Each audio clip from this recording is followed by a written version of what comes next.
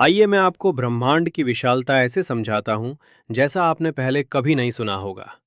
इस deep sky image को देखिए।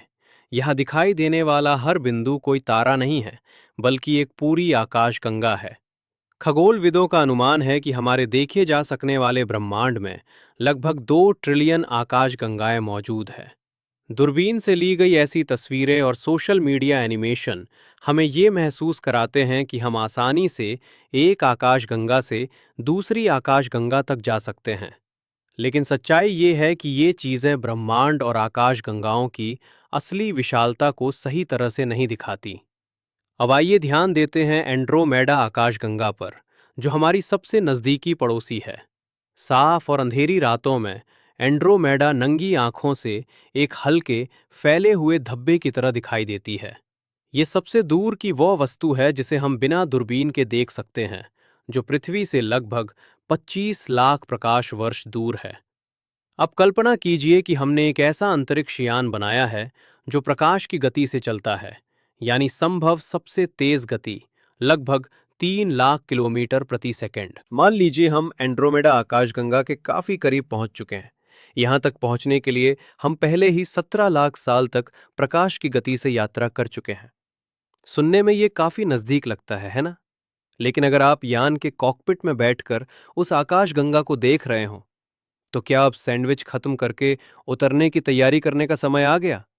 नहीं।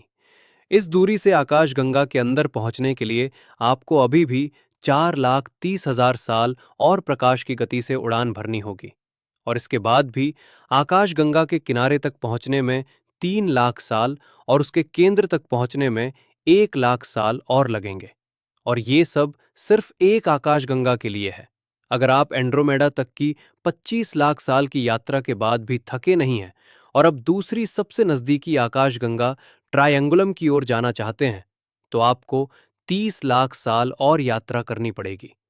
दूसरे शब्दों में कहें तो केवल 2 आकाशगंगाओं तक पहुंचने में ही आपको प्रकाश की गति से 50 लाख से 1 करोड़ 20 लाख साल लग सकते हैं। और याद रखिए, ऐसी 2 ट्रिलियन से भी ज्यादा आकाशगंगाएं अभी बाकी हैं।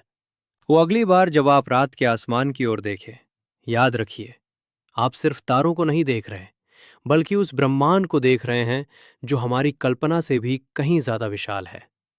और सोचिए, अगर सिर्फ 2 आकाशगंगाओं तक पहुंचने में लाखों साल लग जाते हैं, तो पूरा ब्रह्मांड कितना विशाल होगा। तो अगली बार जब आप आसमान में उस हल्की सी धुंध को देखें, याद रखिए, वो सिर्फ रोशनी नहीं है, वो एक पूरी आकाशगंगा है जो करोड़ों सालों से हमारी ओर बढ़ रही है। और सवाल ये है, जब वो हमसे टकराएगी, तब धरती का क्या होगा?